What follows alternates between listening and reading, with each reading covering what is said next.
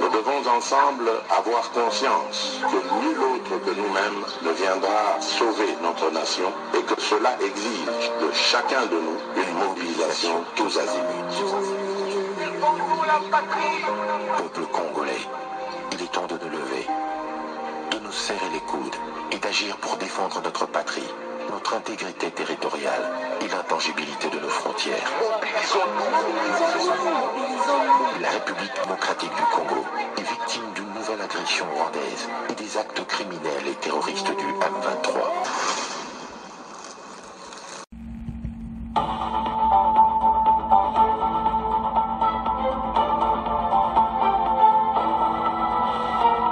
Bonsoir, bonsoir, bonjour, c'est Congo News 24.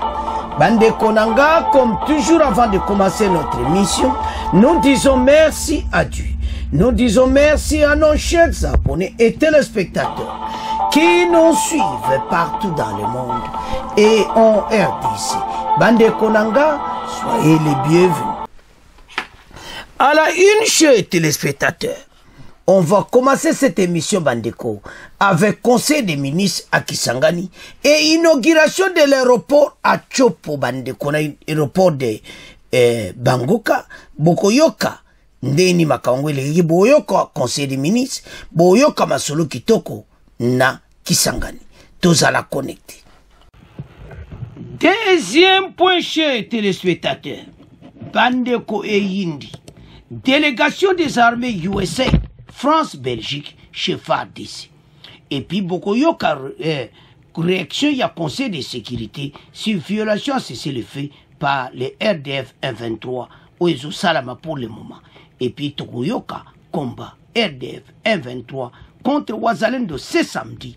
Bandeko avec l'appui, il y a Sakanate, de match Zamogulu, tous à la connecter. Chers téléspectateurs, émission de Bandi. Et comité autosola ensemble masolo ya mboka.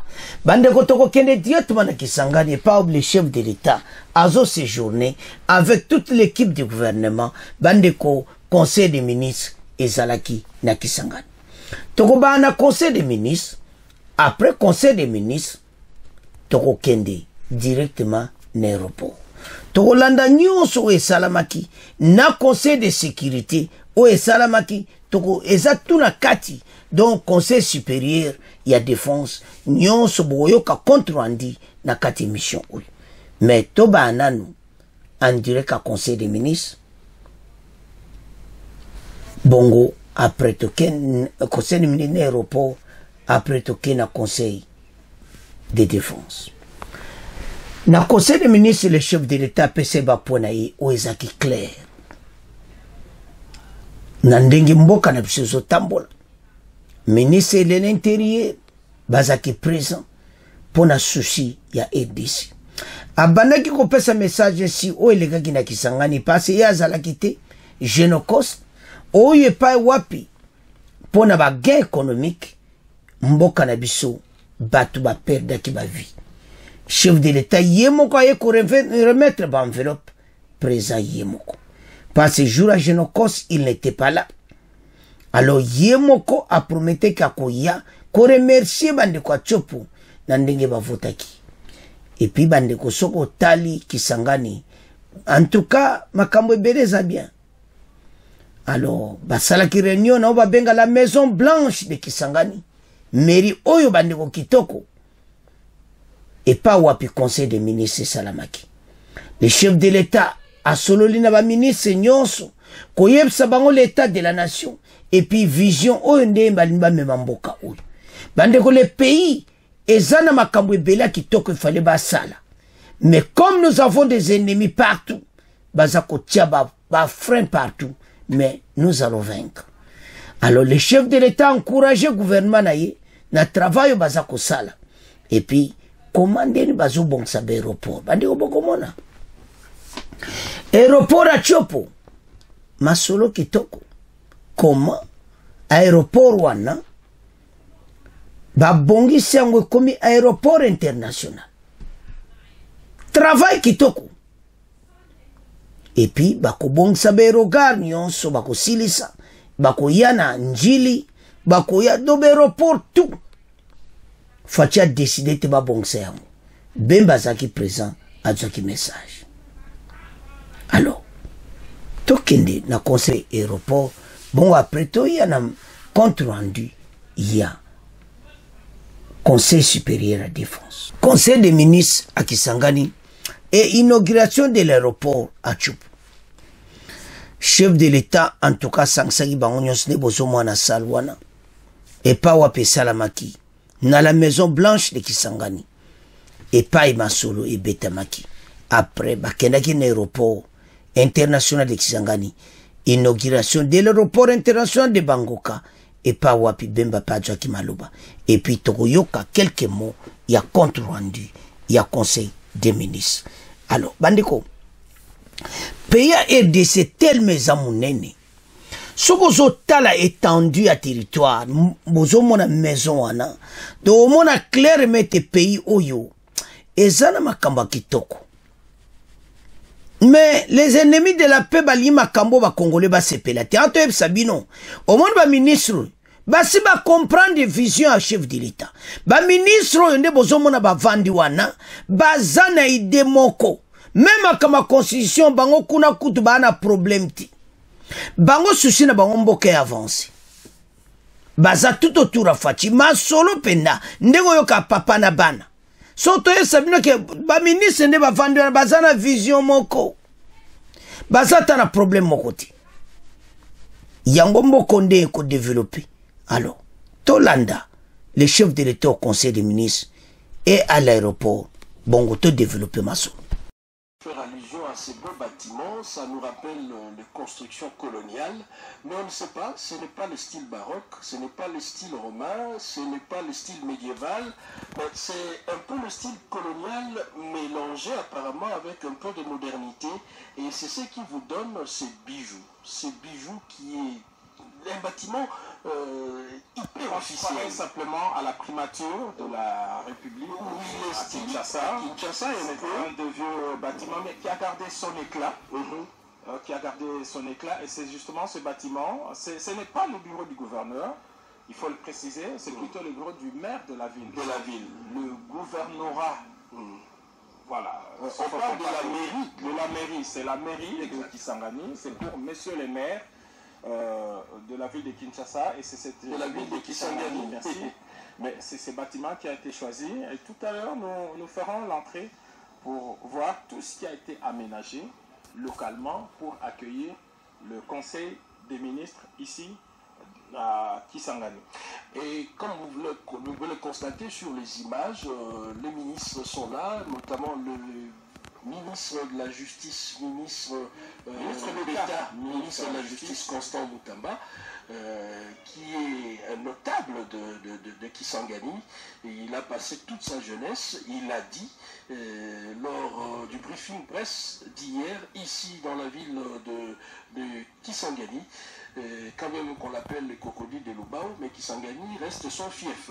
En dehors de ça, nous avons le vice-premier ministre, ministre de la fonction publique qui est là, également le ministre de l'Intérieur, Jacques Chabani, bref, tous les membres du gouvernement sont ici, comme pour dire que les institutions du pays se sont déplacées et Kisangani, aujourd'hui, pour quelques heures, sera... Le gouverneur de 3 autres provinces était là. Le président de la République les a écoutés, ils ont présenté tout le problème que leurs provinces connaissent, et le président de la République a donné des réponses appropriées. Mais ce n'est pas tout. Le deuxième groupe qui a été reçu, ce sont les gouverneurs justement. J'ai parlé des caucus des députés, mais je parlais des gouverneurs, et la troisième catégorie, c'est la dynamique, la Grande Orientale. Là, ce sont des forces vives. Près de 200 personnes qui représentent les 4 provinces réunies, et le chef de l'État a pris tout son temps pour les écouter. Comme vous le savez, il y a des problèmes sécuritaires ici, mais il y a des réponses idoines. Voilà, Koïbatimba va nous ramener encore en ligne dans le détail, mais nous profitons d'une question d'actualité, monsieur le ministre. À Kinshasa, on a vu, vous avez pris une grande décision qui a étonné certains. C'est autour de la gestion de l'hôpital du cinquantenaire. Déjà, la population congolaise était surprise de constater que cet hôpital, cette infrastructure, ne leur appartenait pas et que vous auriez résilié un contrat avec de partenaires. Est-ce que vous pouvez nous dire si ce document il est de parler après les conseils? Aujourd'hui, il parle seulement avant. Exact. Monsieur le ministre porte-parole du gouvernement, la symbolique de Kisangani. Pourquoi Kisangani? Mais parce que Kisangani, c'est la ville de la promesse. Vous savez que le président de la République devait être ici avec nous en août. Il n'a pas été. Et depuis, les amis de Goyoma et toute la Grande Orientale attendaient cette arrivée du président de la République qui vient par Kisangani commencer son itinérance. Vous vous souvenez qu'après la campagne électorale, c'était une promesse. Le président de la République, il n'est pas venu seul. Il est venu avec tout l'état-major général de FARDC. Vous avez suivi la réunion de sécurité. Il est venu avec tout le gouvernement. On va commencer le conseil des ministres.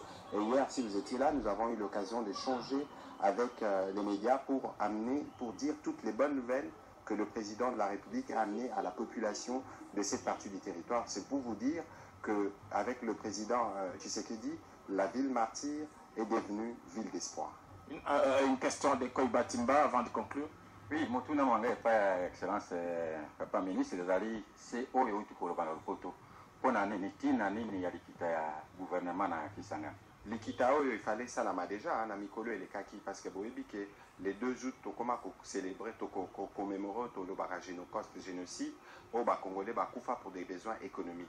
Nambalawana, Mokonza Moka Yakate, Atindaka, Mokambia Liboso, maman premier ministre, Naba ministre 16, Kasi Aturo, Yemoko Mokonzaye, Pona Kokokisa Malobo, Yalobaki, Karosala, itinérance, Namboka Mobimba, Aya Kosolola, Naba Congolais, ou Bapesa qui est mandat. Massivement binomo bolanda qui milieu la campagne électorale kasi mokonza moka yeka ye mokonenga yakate aye ndenge mokonza yaka aye na gouvernement aye na mapinga aye pena ba bonne nouvelle ya ebele yango moni lelo tozana esenga rozalawa na Kisangani na bana chopo na mulunge tozotoka na bango pona koyeba ndenge nini gouvernement na temps ou conseil aussi là tosala pe compte rendu awa pona kolakisa ke Congo en tout cas pour quelques jours capitale angozala kiawana. Et monsieur le ministre, vous avez choisi de le faire dans un site symbolique. Ce sera à l'aéroport international de Bangoka. Et donc, nous aurons ce plaisir de vous recevoir pour le compte rendu à partir de Kisangani. Merci. On a vu ces beaux bâtiments, la Maison Blanche de Kisangani, de l'extérieur. Voilà, nos caméras sont entrées à l'intérieur pour vous montrer tout ce qui a été amené à huis clos. Donc, c'est dire qu'à nos téléspectateurs qu'à un moment donné, nous allons arrêter cette retransmission pour permettre au président de la République et tous les membres du gouvernement de pouvoir travailler à huis clos en toute sérénité, tranquillité et examiner la situation du pays sur tout le plan. Et cela, nous allons prendre rendez-vous pour l'aéroport de Bangoka où va...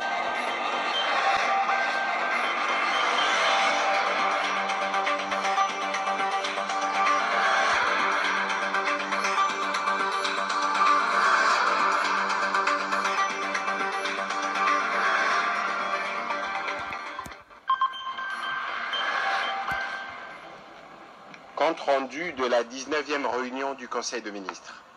Le président de la République, chef de l'État, a présidé ce vendredi 25 octobre 2024 à Kisangani en province de la Chopo, la 19e réunion du Conseil de ministres. 3 points étaient inscrits à l'ordre du jour, à savoir 1.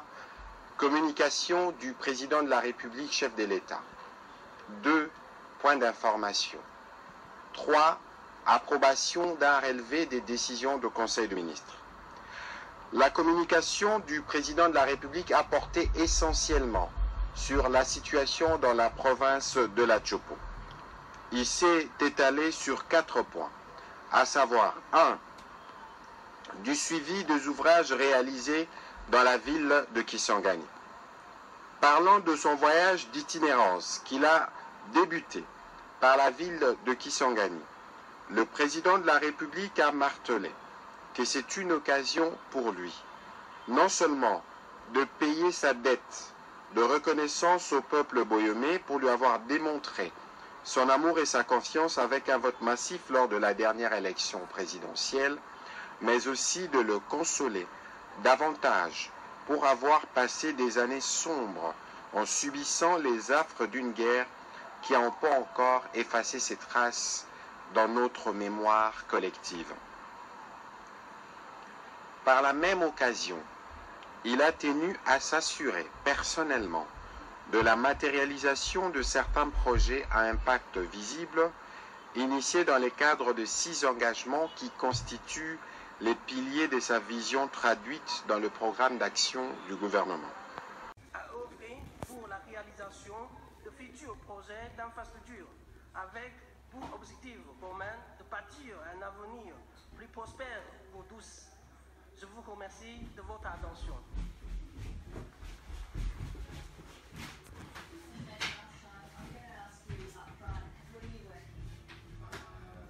Le protocole invite Monsieur le vice-premier ministre, ministre des Transports et Voies de Communication, pour son discours.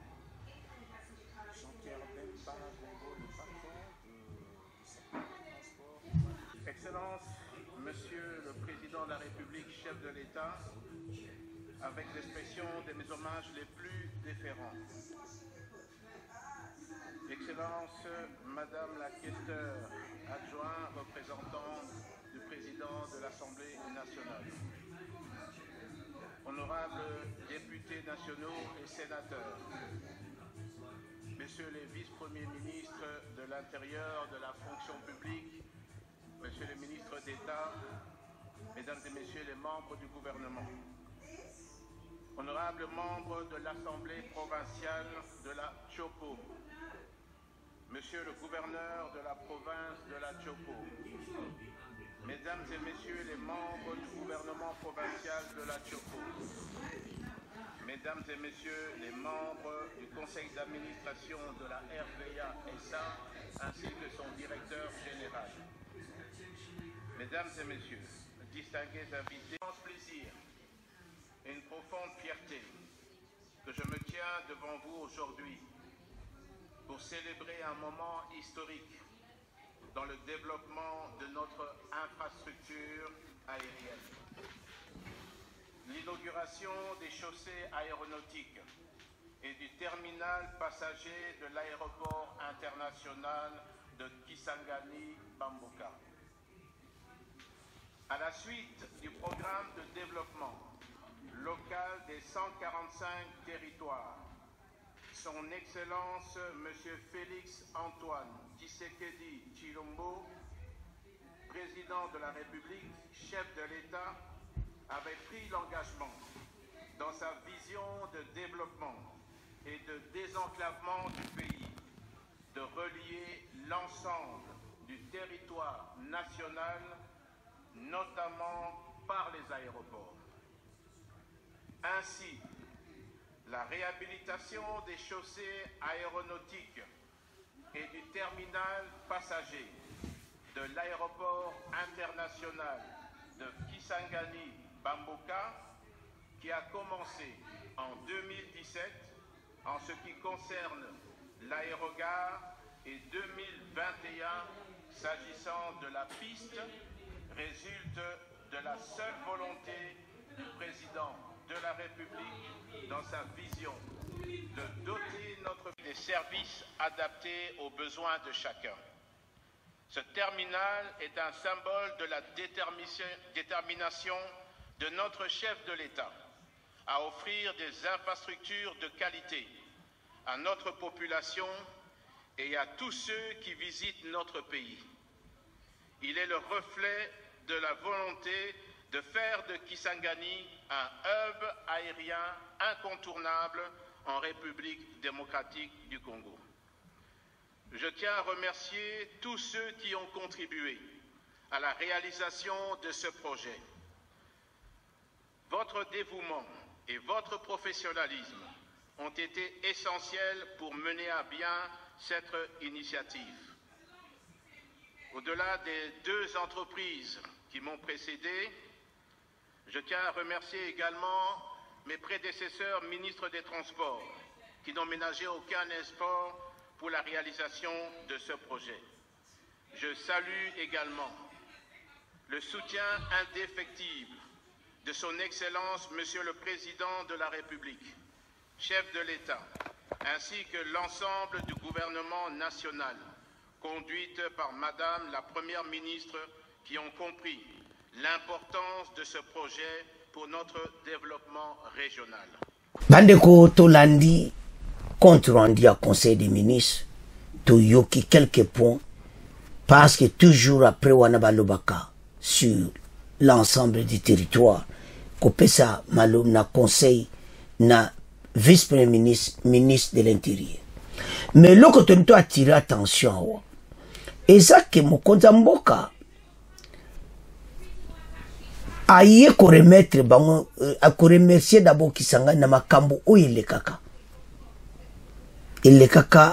mawatru yango yo balingi répéter les sous-soutis pays toujours vivre un moment moko difficile mais ba konzi bazo maîtriser et cet effort malgré tout ça bazo continuer ko bongsa mboka même infrastructure. Et ça, quand on a fait des travaux au Salama, RDC Mouvement. Je vous assure, chers téléspectateurs, bandeli ko bon samboka. Travaux même na Kisanga, on a tout recommencé. Donc, c'est-à-dire, banda l'état colonial, Tozub Mobutu aïe, l'ère Mobutu c'était un peu bien, l'infrastructure est toujours. 70, 65, l'infrastructure en état colonial hérité. Et ça nous bien l'air à Mobutu. Mobutu tanga baniko kende, accueilli, l'infrastructure baniko bebe. L'air Kabilaï, memeli biso ba Rwanda, ba côté Namboka. Ba côté après, ba oumso ba diriger Mboka pendant 20 ans, ba kipe na bangote. Donc, ce qu'on s'entend l'infrastructure de Mawatro. Alors, ba baniko tonga Mboka. Makambu pezo ya na ba guerre na donc en tout ça gouvernement oyo bazana posa mais situation bazana ngo eza difficile parce que benemi bazaka na kati ya pays quand les mêmes bateaux ba diriger mboka oyo les mêmes bateaux ba ko benemi a RDC ils savent pourquoi bazo salaire bolana ki une émission passée. Malgré l'émission, on moto bandela qui ont sur l'élo. Cette émission, ce qu'on l'a dit en bien, tu tiens qu'on sur l'élo parce que j'ai eu un problème. N'a pas photo monsieur sur Oyo, YouTube a construit au tiale à longo le vidéo. Au bandela on sur. Donc toujours comprendre. Mais ma cambo, on a tous les autres. Alors, ce qu'on l'a dit vidéo wana, tu tiens qu'on verra à midi. On comprendre qu'il y a un article, même en français, tu vas le bien. Oyo PPRD batia que biso to kodwa une partie à territoire na biso eza la constitution to pesango pona kotia pe to pesa na ba voisin. C'est ça ce que nous vivons. Ba kondi bazo bunda na makamonyo so biso to comprendre. Il ne faut pas changer constitution wana. Alors que l'année prochaine pas pour le moment. Mais l'autre solo bana ba congolais ani. Que bisoto fungola miso. Chaque émission to kolobela. Constitution il faut pas changer to telema pona mboka. Olandi conseil des ministres, bolandi pati mouya a expliqué quelques points, il y a développement à pays. Même un programme à 145 territoires réseau Salama, partout ce qui se fait. Tolandi aéroport, Tolandi Bemba, il a expliqué la situation à l'aéroport Nabiso et tout ça c'est vision en chef de l'État, l'élo aéroport est un système de sécurité Tolandi, tout le monde est comme un standard international. C'est ça que l'aéroport est là. L'aéroport est qui vide au côté, un système de sécurité. Mais pas toi, on va qui n'a pouvoir 20 ans. Fatia y alba bon sa l'aéroport nyonso, bâti un standard international. Na 2025, bakoya suko bon sa njili ba regard international ba bongsa njili et comme un niveau standard aliko aéroport akisanga aéroport ya Luano ya Lubumbashi aéroport nyonso standard ndebo moni kolwezi ba bongsi déjà donc tout cela bazo tambola et RDC mobimba ba chinois bo mona moi extra wana ba chinois bazo ajuba marché na bango ya to linga bango so ba ju marché na bango travailler na bango ba ebe so RDC la réati alors bapesi bango baminere bakonte kobongisa mboka. Alors tant totala comment ces pays bazobongisa et puis bandoki ya Congo bazokontinue kotia des ordres, Congolais, nous devons nous levons-nous ensemble. Et benemio batelemeli mboka biso tokoganye ka bitumba oyo, et nous allons nous battre pour l'intérêt du pays. Parce que pays oyo ezali oyo ba Congolais batelemi pour l'intérêt de la nation. Et comme état oyo cet ennemi to bengane musika pembeni na biso, mais biso to telema pour l'intérêt de la nation, to protéger notre pays.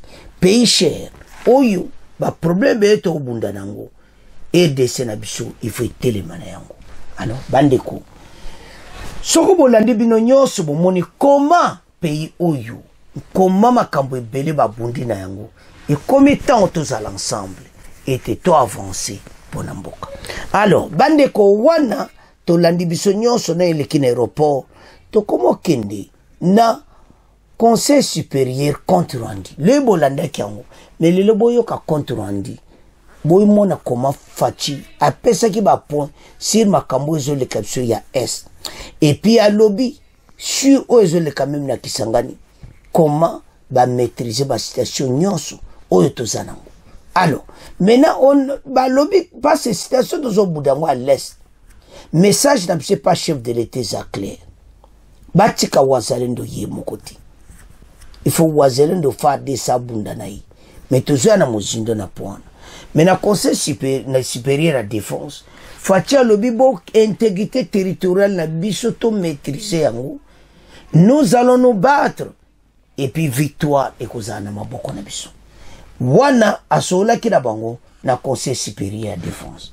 Alors tolanda ministre de l'intérieur Jacques Chabani ndenge akoloba na makambo oyo mokonzi alobaki. Donc conseil supérieur basanganaki Chabani ayeko pesa compte rendu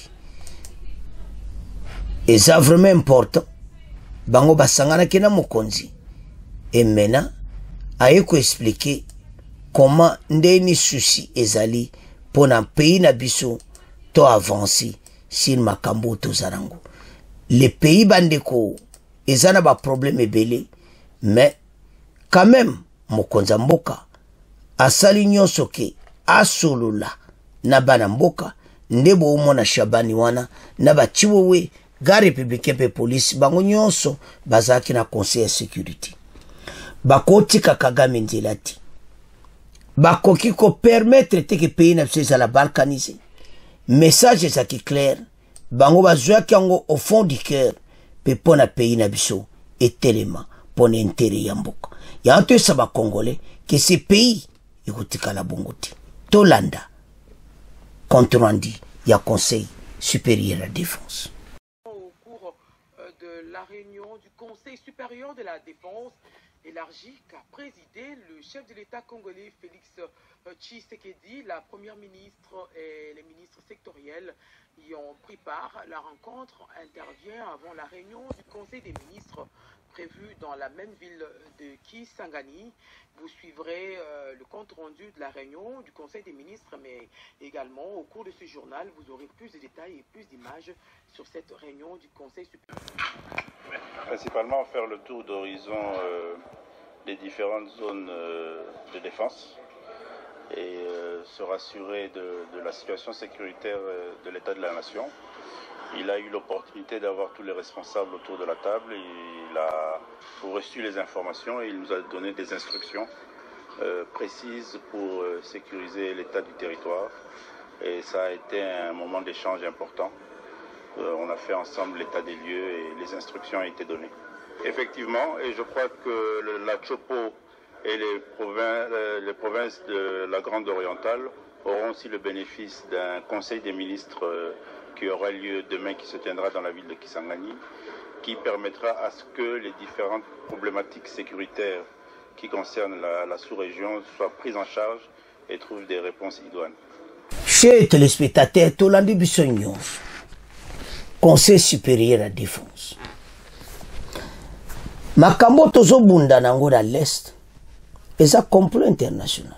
Parce que baloba kaka l'air nyos. Tozo ya na point. pays na biso richesse eza tellement ya trop bato oyo bazaka kotia biso oyo kaka embrouillement confusion parce que bango baza bato bazwa décision. Pourquoi bazokoka décision si Kagame te? Pourquoi bazokoka kopesa Kagame sanction te si l'armée rwandaise? Il est sur le sol congolais. Alors, bango armée rwandaise balingi kokite le sol congolais te. Bekivoque makambo ebele bango bazopesa ba raison ndenge na ndenge. Yango na conseil supérieur à défense mokonza mboka bendi ba autorité nyonso matoi oya armée. Bandeko biso na miso tomona akabu me kuna lobelaka bango ndenge travail zo salam parce que na ndenge toza lelo kon complet zo salama boy et comme état oyo FARDC à répondre vigoureusement contre l'attaque de l'armée rwandaise oyo bazo pénétrer na Walikale. Et maintenant tobanda na conseil de sécurité bazo ganga ezamawa que batika ko soutenir armée rwandaise atia ko soutenir M23 ba pays nyonso zo soutenir batika mais bozo loba kaka ni bozo ya kosala action te yango tina population zo loba na bakonzi ete il faut biso to tango bango ba attaquer biso to attaquer bango ouvertement faire de sa fungola moto bato bakoyoka soto tika ka wazalendo ça ne va pas aller comme ça tout tanga conseil de sécurité de Naomi bon auto avance le conseil de sécurité condamne tout soutien militaire étranger apporté au M23. Dans une déclaration rendue publique vendredi 25 octobre, le Conseil de sécurité de l'ONU condamne le soutien militaire étranger apporté au M23, au RDF M23. Bandeko, la rébellion appuyée par le Rwanda et à tout autre groupe armé opérant RDC exige par conséquent la cessation des soutiens et le retrait immédiat de toute partie extérieure du territoire de la RDC. Donc, basengi était vraiment bango ba kiti. Basé sur na besoin na bangoti. Voilà la situation tozanango bateau ba kiti le sol congolais. Guterres bino boza bateau bozo ka ba décision. Il faut bozo décision comme ça était RDF 123 bateau yo bayana région na soba quitter le territoire congolais. Alors, maintenant quand le même conseil de sécurité va pexer tout soutien au militaire conseil de sécurité de l'ONU oyo bazako porter aide na 123. Alors, Tolanda extrait oyo ya conseil de sécurité bongo to avance. Mesdames et messieurs, bonsoir. Au micro, Billy Van Lutumba. Le Conseil de sécurité des Nations Unies se félicite de la 5e réunion ministérielle tenue à Luanda le 12 octobre dernier dans le cadre du processus de Luanda. Il exhorte à cet effet toutes les parties à respecter scrupuleusement l'accord de cessez-le-feu signé par la RDC et le Rwanda le 30 juillet de cette année sous la médiation de l'Angola. Dans une déclaration rendue publique ce vendredi 25 octobre, le Conseil de sécurité des Nations Unies condamne en outre les récentes violations du cessez-le-feu par le M23. Ils ont par ailleurs réaffirmé leur soutien sans réserve au processus de paix en cours mené dans la région. D'autres détails avec Jacques-Yves Molima.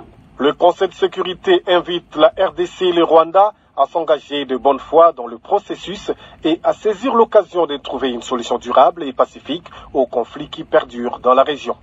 Il continue à soutenir tous les efforts visant à parvenir à une cessation durable des hostilités, ouvrant la voie à un règlement diplomatique et à une paix durable.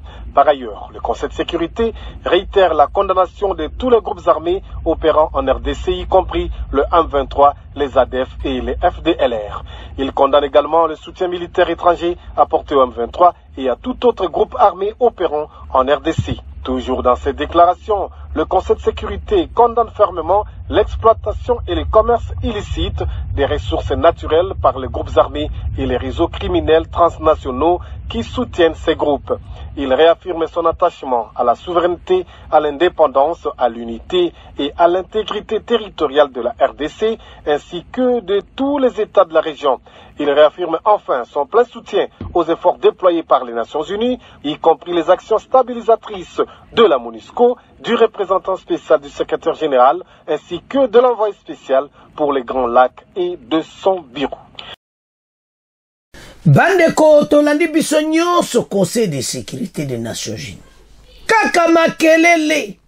Kaka botika ko soutenir le M23. Botika ko sala boy. Botika boy. Mais bango baza bato bazwaka ba décision pourquoi bazo da décision contre Kagame te. Le président rwandais ces hommes bazo continuer ko pénétrer na RDC. Et le monde regarde. Yango il faut pena bisoto comme à un niveau au peuple aza koloba ke bakonzi armée na biso faut abunda atika kotika ba wazalendo bande ko armée na biso abundi penati ya trop makambo a cesser les faits biso ko respecter cesser les faits boyete nous sommes agressés puis ce photo ça la benga self défense comment to tika kabarwande oyo bakuza ko avancer ndenge wana armée fa telema atika kotika kaka M23 armée fa bunda atika kotika kaka M23 o ezama kamuto ke biso déclarer guerre te o ezali bango biso sala self défense ezo occasion ya ko attaquer bango fermement et te basala ngoli shooter ba violer sous cesser les faits. Dernièrement, tu attaques bango vigoureusement, je crois que batikaka. Mais pour la moni que faire des savaniniers, alors, peuple yangwana, peuple azo mona mabe, komaka wazalendo aza kobunda. Bisoto zate to bisoto observation c'est les faits. Kagame ces hommes va continuer à avancer. Non, c'est non. Armée, faire des sécurités, faire attaquer batu, oyo, ba mona makamuna bango. Parce que, et ça nous coûte makamba guerre. Place bango baza wana kalembe bo déloger bango baza ki suna droit ko ya wana te passe à cesser les faits fallait pas respecter yango et ba konji baza ko insister que toko sala baganya Congolais nyonso azala sûr que toko gagner guerre oyo mais comment on va gagner cette guerre? C'est ça le point oyo ba Congolais baza ko tuna bango baza ko gagner ka ba territoire mena non.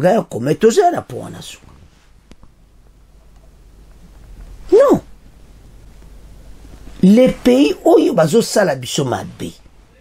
Ba ko kutana to comme na point clé où il y a une mission. Réunion entre FARDC na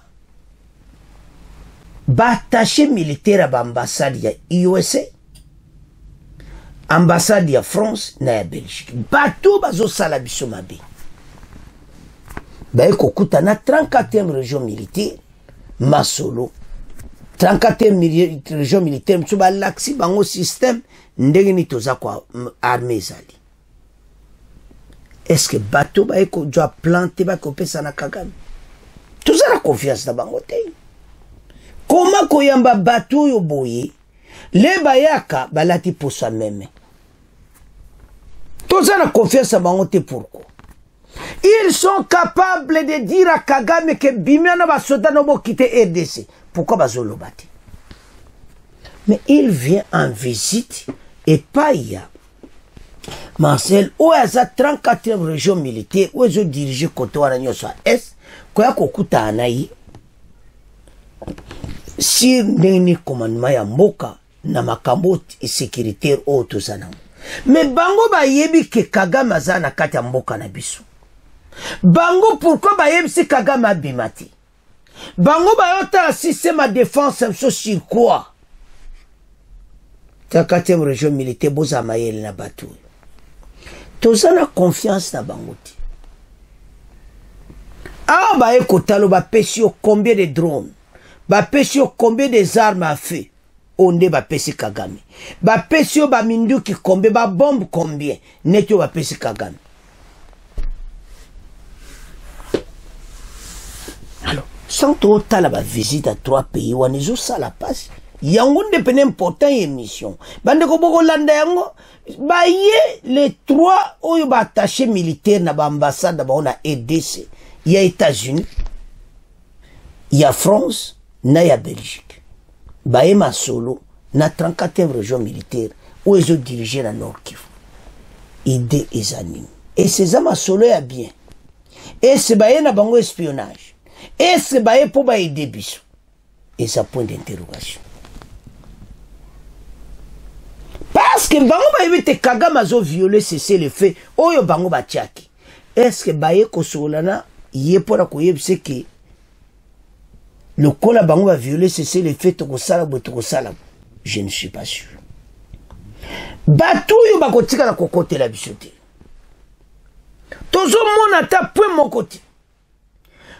Mozinda masolo bokoyoka nexire wana ke baye kotala système ndenge ni armée na biso travailler pour la situation sécuritaire, est-ce que ça va na position malamu et tout ça. Mais baye debiso ba bengana ba Rwanda oyo. Ke baye la biso ba masolo o biso masolo wana boya wa armée na biso biso zana tin biso zana besoin bino bolebe te cesser le fait zala bango va violer cesser le fait bino bo bengana bango. Mais les 3 pays baye komona FARDC ezo pesa kanda ezo pesa pasi mais totanga to comprendre baye ko sala nini et pas ya FARDC. Bango ana bandeko, les 3 attachés de défense des 3 pays, dont les USA, la France, la Belgique, étaient reçus par le commandement de l'armée FARDC à Kisangani. Des questions sécuritaires et celles liées à l'amélioration des capacités opérationnelles de FARDC débattues avec succès. Est-ce que et ça changement qui va aller débiso? Point d'interrogation. Est-ce que baye na banka masolo pour ba trahir biso le sous? Point d'interrogation. Parce qu'avant d'arriver na bango, la France a fermement condamné ce vendredi la poursuite des offensives menées par le groupe rebelle RDF 23. Donc tant au monde en France a fait ce message à Boye. Est-ce qu'il y a peut-y avoir un espoir? Question ba Congolais Bazakotuna. Dans l'Est, la RDC, elle a appelé aussi respect de cesser le feu en cours négocié dans le cadre du processus de Luanda. Paris réitère soutien total à cette initiative diplomatique et exhorte les partis à honorer sans délai les engagements pris pour une solution durable à ces conflits. Est-ce que Makambo Oyo Tondima Oyo ba français balobi bande ko bay kokutana ndebo zo mona wana Marcel ayo yemo azo dirigeant ngwa yambi bango. Est-ce que baza unde ba yona ba yena volonté vraiment ko aider? En tout temps le combat se poursuit, toujours un problème à combat. Les 3 attachés militaires à l'ambassade bango wana baye komonana na force armée FARDC. Ils ont été reçus par le commandement de l'armée à Kisangani.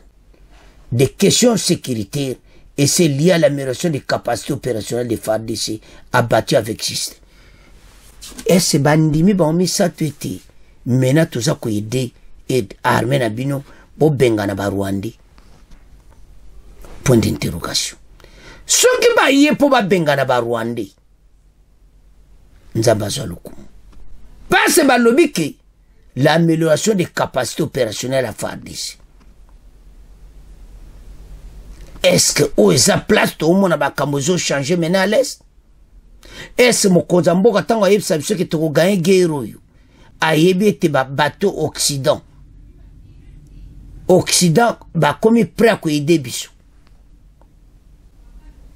Est-ce que Occident baye ko améliorer makambo nyonso? Yango totia point d'interrogation. Baye ko trahir biso? Baye ba oyo izana FARDC? Passe les hommes qui Kagame, ou bien baye pena que soki accord à Luanda Kagame a respecté te tuzo benganaï. Est-ce que baye yango? Match za mubulu. Passe soto otala. Côté mususu. Bana masolo basola mokonza mboka passe baye na kisangani. Fachi azaku. J'en suis super bakutana fachi. Bakoko kutana chef à 34e région militaire, ozo diriger l'opération nyonso yo sama na Nord Kivu. Ba lobby débattu avec succès. Est-ce que bako ide biso? Bana mboka, tola na le extrait oyo, bon to avance. Une forte délégation des attachés de défense des trois pays respectivement, les États-Unis d'Amérique, la France et la Belgique, conduite par les colonels de l'armée américaine Chad Brenton, était reçue ce mardi 22 octobre 2024 par le commandant de la 3e zone de défense, le lieutenant-général Mbangu Machita Marcel, dans son cabinet de travail. Peu après les mots de bienvenue, les attachés militaires ont dévoilé l'objectif de leur mission en République démocratique du Congo et ont exprimé le souhait de connaître les problèmes qui jonchent l'espace de la 3e zone de défense. C'est dans la salle de réunion de cette unité que le commandant leur a présenté un exposé brillant tant sur l'espace géographique de la zone de défense que les problèmes sécuritaires récurrents dans cette partie orientale de la République démocratique du Congo. C'est avec admiration que l'attaché militaire des USA a lancé quelques mots en anglais pour féliciter son interlocuteur, et ce en présence des commandants adjoints respectivement, celui en charge des opérations et renseignements, le général-major Mutupeke Dieudonné, et celui en charge de l'administration et logistique, le général de brigade John Sangwa, et le chef d'état-major de la 3e zone de défense, le général de brigade Séraphin Kelekelo. Ici est de noter que plusieurs questions liées à l'évolution de l'armée en République démocratique du Congo étaient débattues avec succès. Chers téléspectateurs Tolandi, les USA contre États-Unis Moutazad, chef à délégation, na France, na Belgique. Bango ba attaché militaire, il y a les trois pays, na RDC, ba kutana na FARDC. Occident mutatindi bango. Est-ce que, tango facha loba aki, ata ndenge nini tiero toko gayango, do facha yebi a un secret? Est-ce que tozo monango changement du cœur ya bateau ba bomimbo kanabiso? Est-ce que basi ba jio bazaki na posa nango komi tan ba benga na ba Rwanda? Est-ce que komi tan oyo que ce qui accord à Luanda Kagame le quoi zo tiaka mubulu yango ba iko vérifier position à faire de ces andenge nini pour bango ba ko agir les trois pays pour na ko bengana Rwanda na RDC ndenge salamaki na 2014 na Nations Unies. Donc tout le monde qui ça peut-être il y a l'espoir. Ba lobby débattu avec succès. Biso ya kan information moko vrai. Bon monaki maintenant les trois pays, les États-Unis, basaki chef à délégation, ba eko kutana na FARDC. Et comme étant oyo ba bengana ba Rwanda. Oyo bazotia mbeba na est yebisaki bino ke bato oyo batalaka ba intérêt na bango tamba moni ke Kagame pasi makamba Kagame komi bizarre Le président rwandais a comme une association moko difficile. Aza déjà sur le sol congolais. Sur le traité international des Nations Unies des violations. Wana fatia soula kana bango. Bango ba moni bonne fois ya président Félix azo respecté bango. Et c'est yango nande ba yi. Pour ba soutenir Bissou. Et ça point d'interrogation. Makambo ba lobby wana nde bolandi na contre Rwandi. Ezo laksa ki bazo supporter Bissou. Ba lobby yango est-ce que ba koya kokosa? C'est ça un grand problème. Et ça filmé, ba filmé yango, bango ba lobby, ndenge ni ba koko aider armée na biso na situation sécuritaire à l'est. 34 régions militaires ba laxi bango na vidéo exactement zone oyo eza na trouble a banana bunagana ti yake pa ba komi na Walikale. Et c'est la fin bientôt de cette guerre. Est-ce que les États-Unis, France, la Belgique vont mettre fin à la guerre?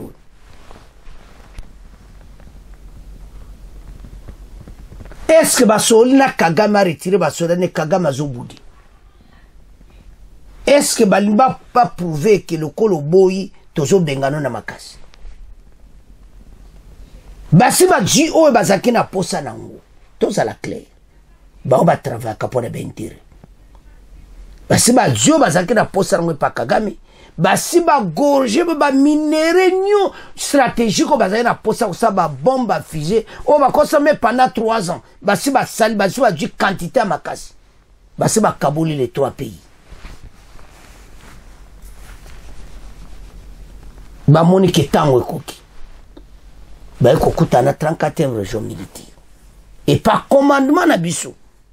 Ndebo zomo na guerre zo salama la 34e région militaire eza basée na Tchou akisangana yemo kwa za wana 34e région militaire baza kotana kote wana nyonso oyo désordre des alliés et c'est arrivé na bango yango de sisi masolo.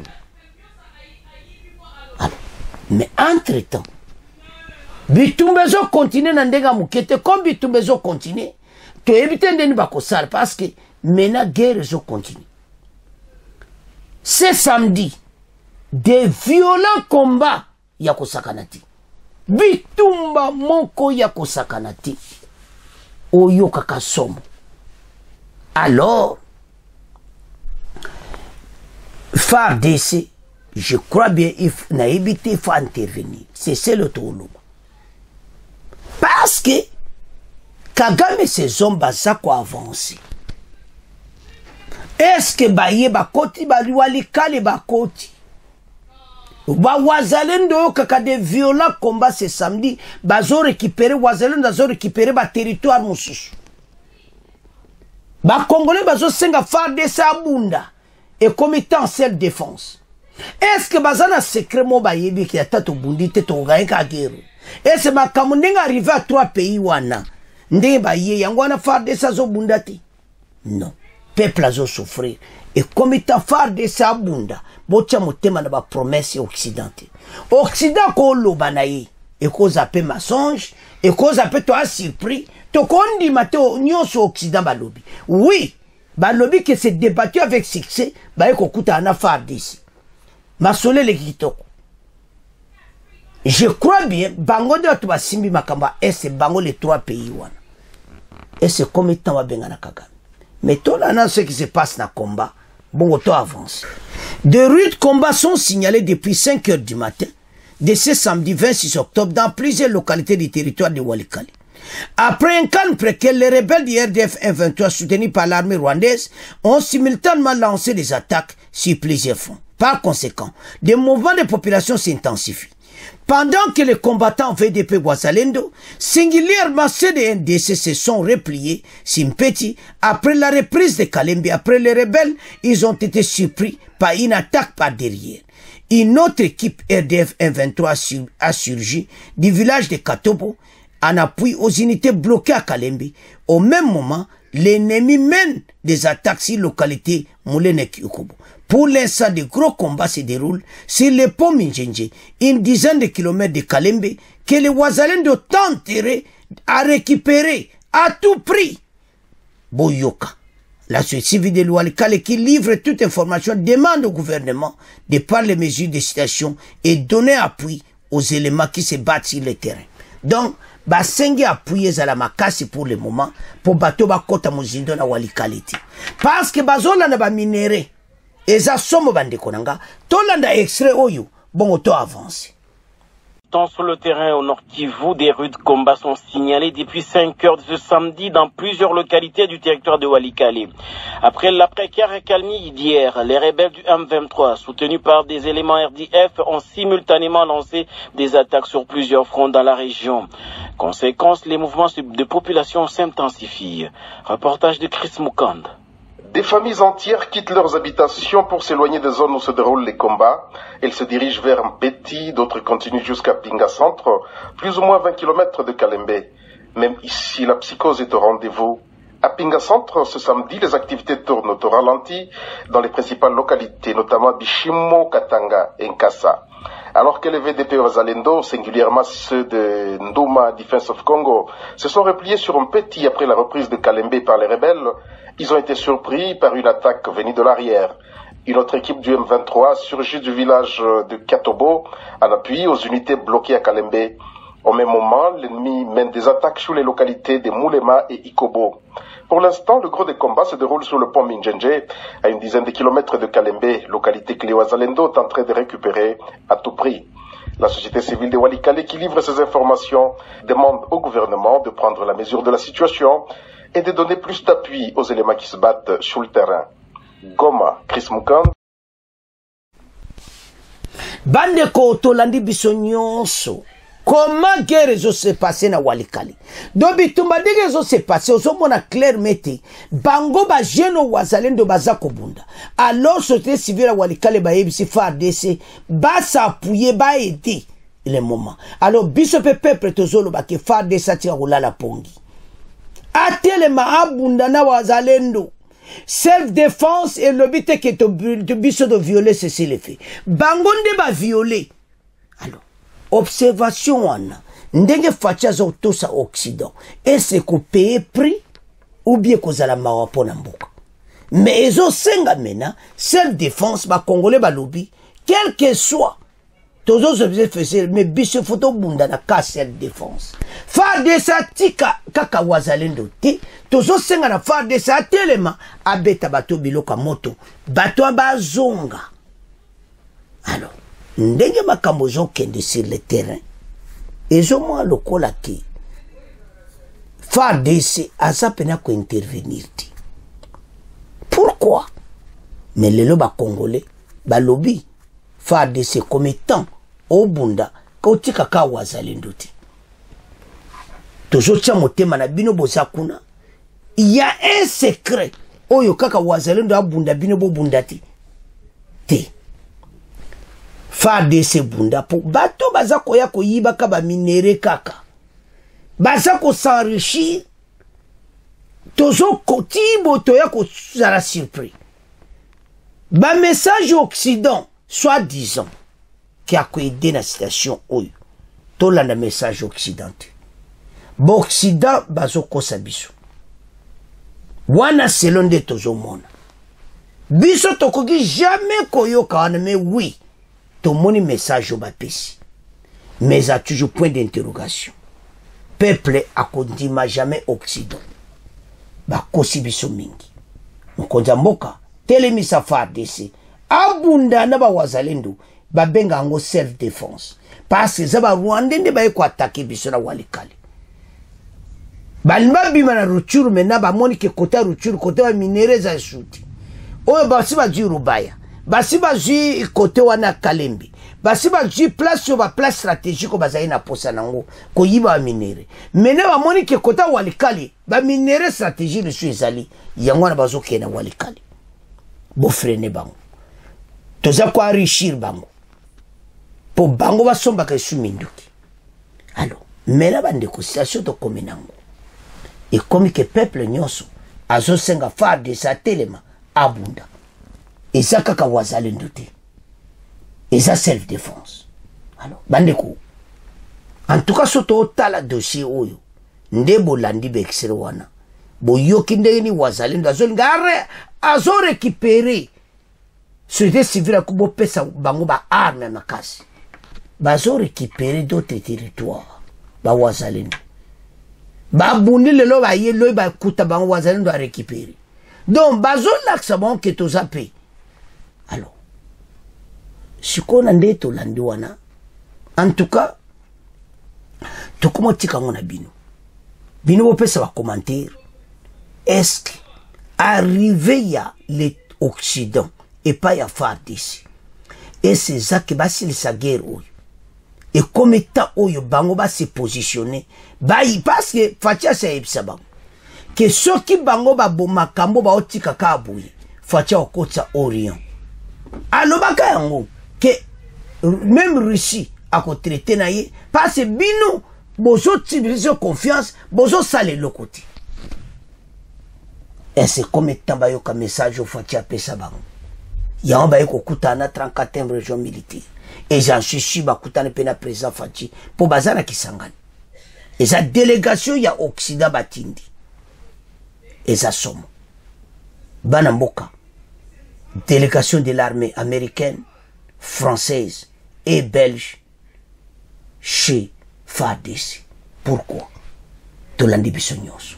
Et comme état binobo commenté, Fatia lubaka chaque ata guerre zo umela toko gaye yango. Tango koki, alors bana mboka. C'est à ce point. De comment clôturer mission na biso. Bon continuez à s'abonner massivement. Au revoir. À la prochaine.